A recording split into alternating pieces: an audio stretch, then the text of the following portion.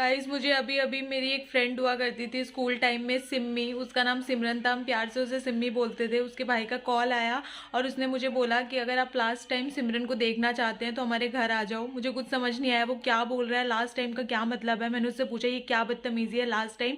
तो उसने बोला कि मैं बिल्कुल सच बोल रहा हूँ, अब सिमरन हमारे बीच में नहीं रही, अगर आखिरी बार उसे देखना चाहते हैं तो हमारे घर आ जाओ।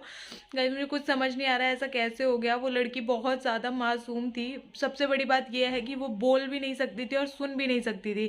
तो कौन किससे दुश्मनी होगी उसकी कि एकदम से उसकी इस तरह रहस्यमय तरीके से वो हमें छोड़ के चली गई। मुझे कुछ भी समझ में नहीं आ रहा है गाइस। अभी मैं उसके घर जा रही हूँ और पता करने की कोशिश करूँगी कि क्या हुआ है। उसकी फैमिली वगैरह से बात करके अभी तो कुछ भी नहीं पता लग रहा कि रहस्यमय तरीके से कैसे वो हमें छोड़ के चली गई। कुछ समझ नहीं आ रहा गाइस। गाइस सिमरन के भाई का कहना है कि इन सब के पीछे जो रहस्यमय तरीके से एक्सीडेंट हुआ है सिमरन का, उन सब के पीछे सौरभ जोशी है। क्योंकि उसका एक्सीडेंट एक रेड रंग की थार से हुआ है और लाल रंग की थार तो आपको पता ही है सौरभ जोशी के पास ही है। और इसके अलावा भी कुछ सबूत सामने आ रहे हैं जो कि सीधे सीधे सौरभ जोशी की तरफ इशारा कर रहे हैं। तो इस पर मैं भी कुछ अपने विचार रखूंगी। पहले मैं उनसे मिल के आ जाऊँ, सारी वहाँ पे अपनी तरफ से कुछ तहकीकात पूछताछ कर लूँ। उसके बाद मैं बताऊंगी गाइस कि इसके पीछे मेरे हिसाब से कौन है। नमस्कार दोस्तों। मैं अभी अभी सिम्मी के घर से वापस आ रही हूँ। मैं जब उसके घर जा रही थी तो सारी उसकी यादें जो हमने साथ में पल बिताए हैं वो मेरे दिमाग में बार बार आ रहे थे। कल मैंने रात को उससे व्हाट्सएप पे चैट की थी।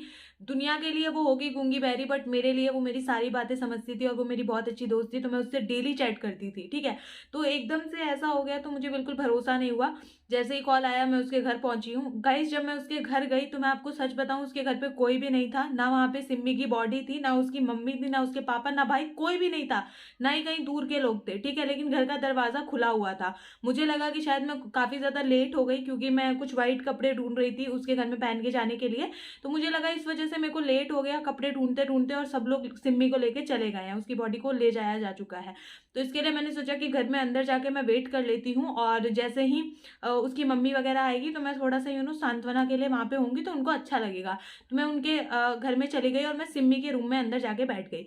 मैं गई सिम्मी के रूम में गई हूँ ना, तो वहां पे मैंने सारी चीजों को मैंने ध्यान से देखा। उसकी जो भी कॉपी किताब थी मैं ऐसे देखने लग गई क्योंकि मेरे को लग रहा था दिमाग में कि ऐसे रहस्यमय तरीके से सिम्मी की मौत एकदम से कैसे हो सकती है। तो मैंने सोचा कुछ सुराग मिल जाए। तो मैं उसके कमरे में इधर उधर ढूंढने लग गई।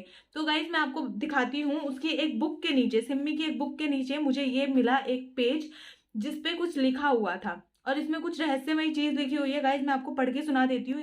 दोस्तों आज आपके लिए लेके आ चुकी हूँ अप टू 80% डिस्काउंट पे दादा शॉप पे कुछ अमेजिंग गैजेट। जी हाँ दोस्तों, आप यहाँ पर देख सकते हैं कुछ स्मार्ट वॉच वगैरह, ईयरबड्स वगैरह है। काफी कम दाम पे काफी ब्रांडेड क्वालिटी का स्मार्ट वॉच आपको मिलेगा, और आप जो है इसको खरीद सकते हैं इस वेबसाइट पे जाके। वेबसाइट का लिंक इस वीडियो के डिस्क्रिप्शन में है, आप वहां पे जाके चेकआउट करें। और जो ब्रांडेड क्वालिटी का ईयरबड्स और पावर बैंक वगैरह सब कुछ यहाँ पर आपको 80% डिस्काउंट में मिलेगा, प्लस फ्री होम डिलीवरी। तो जरूर जाके शॉपिंग करो, लिंक इन डिस्क्रिप्शन में आपको मिल जाएगा। इस पे लिखा है hate you will kill you, और नीचे नाम लिखा है सौरभ। अब ये कौन है मुझे कुछ समझ में नहीं आ रहा है कि ये किसका नाम लिखा है, क्योंकि जहां तक मुझे पता है मेरी फ्रेंड किसी सौरभ नाम की लड़के को जानती नहीं थी। तो मुझे बहुत अजीब सा डाउट हो रहा है कि आखिर ये नाम किसका लिखा हुआ है, ठीक है। मुझे तो अगर आपको नहीं दिख रहा है ये, तो मैं साइड में फोटो खींच के भी लगा दूंगी तो आपको क्लियरली दिखेगा। तो मुझे सच में समझ नहीं आ रहा कि ये किसके लिए लिखा है, मेरी फ्रेंड ने किसी के लिए लिखा है या किसी लड़के ने उसके लिए लिखा है।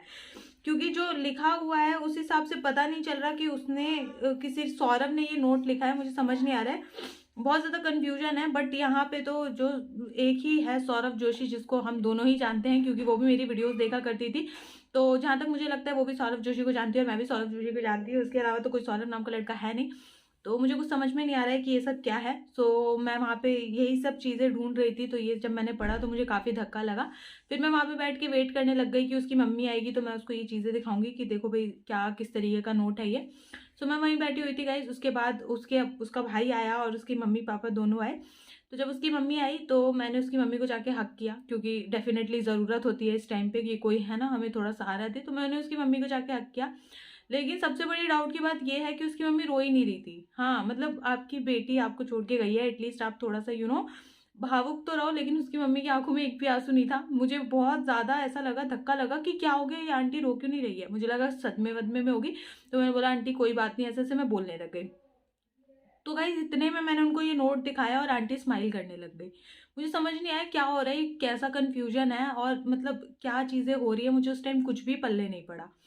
ठीक है, और तब मेरे को लगा कि कैसा मज़ाक हो रहा है ये, तो मैं एकदम से बहुत ज़्यादा ज़ोर-ज़ोर से रोने लगी। मुझे एकदम से सिम्मी की याद आने लग गई और मुझे उसकी मम्मी को देख के और अजीब डर लगने लग गया कि आखिर इनको हुआ क्या है, कि भई ये बहुत ज़्यादा ही सदमे में इसलिए रो नहीं पा रही है।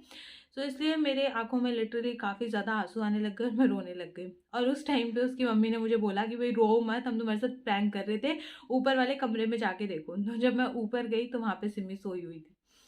मतलब मुझे तो इतनी लिटरली हँसी आई, उन्होंने बोला कि हमने यहाँ पे कैमरा लगा रखा है तुम्हारा रिएक्शन रिकॉर्ड करने के लिए, कि तुम्हारा रिएक्शन क्या होता है इस न्यूज़ को जानने के बाद। मतलब जहाँ पे मैं बैठी हुई थी सिम्मी के रूम में, वहाँ पे कैमरा लगा रखा था और सिम्मी ऊपर वाले रूम में थी।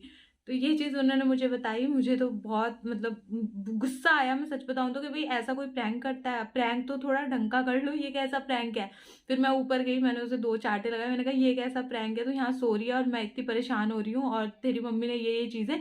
तो उसने बोला अरे मेरा ही प्लान था ये। तो गाइज़ एक्चुअली ना सिम्मी का भी, अब सिमरन का भी यूट्यूब चैनल वो बना रही है। तो उसने जो फर्स्ट वीडियो डाली है वो ये प्रैंक डाली है कि डेथ प्रैंक और माय बेस्ट फ्रेंड पायल। तो ये वाली वीडियो उसने डाली है और अभी डाली नहीं है, मतलब अभी चैनल भी नहीं बनाया उसने। चैनल बना के फर्स्ट वीडियो यही डालेगी। फर्स्ट वीडियो उसने रिकॉर्ड कर लिया और मेरा रिएक्शन भी उसने रिकॉर्ड कर लिया है। तो उसने बोला अरे हम तो ऐसे ही प्रैंक कर रहे थे कि अपने चैनल पे डालेंगे और तेरे साथ हमने प्रैंक किया, देखा था तेरा रिएक्शन कैसा होता है। तो ये सारी चीज़ें उसने मुझे बताई, तो मैंने कहा कि चलो कोई बात नहीं, अब भाई फ्रेंड है इतना, अगर प्रैंक कर लिया तो क्या हो गया। सो जब भी उसका चैनल बनता है तो उस वीडियो का लिंक मैं आपको दे दूंगी, या तो अपनी कम्युनिटी में डाल दूंगी या डिस्क्रिप्शन में दे दूंगी, ताकि आप वो वीडियो जाके देख सकें, क्योंकि वो वीडियो सच में बहुत ज़्यादा रियल है। क्योंकि मुझे नहीं पता था यहाँ पे कोई प्रैंक हो रहा है, लेकिन जब मैं उसके घर गई तब मुझे पता चली ये कोई प्रैंक है। सो ये चीज़ है, और मुझे सच में बहुत अजीब लग रहा था शुरुआत में तो, कि भाई मैंने इतना टाइम उसके साथ स्पेंड किया है। वैसे तो वो मेरी स्कूल की फ्रेंड थी, कॉलेज में हम दोनों अलग हो गए थे, उसका कॉलेज अलग, मेरा कोर्स अलग था, मैंने तो जेबीटी करी है आपको पता है। तो हमारे दोनों के कॉलेजेस अलग थे, उसने ग्रेजुएशन किया है, तो दोनों को कॉलेजेस अलग थे। सो इस वजह से हम दोनों अलग हो गए, बट स्कूल में हम एक साथ थे और बहुत अच्छी दोस्ती थी हमारी। सो डेफिनेटली थोड़ा बुरा तो लगता ही है, थोड़ा नहीं बहुत ज़्यादा। बट ये प्रैंक था तो ये जान के मुझे बहुत गुस्सा आया और मैंने कहा भाई ऐसे प्रैंक आगे से मत करना। सो उसने मुझे सॉरी वॉरी बोला, मैंने कहा कोई बात नहीं, फ्रेंड है, चलता है। सो बस ये चीज़ थी गाइज, मैंने आपको बताया। और एंड में तो मैं यही बोलूँगी कि भाई इस चीज़ को दिल पे मत लेना, ये सच में एक प्रैंक ही था।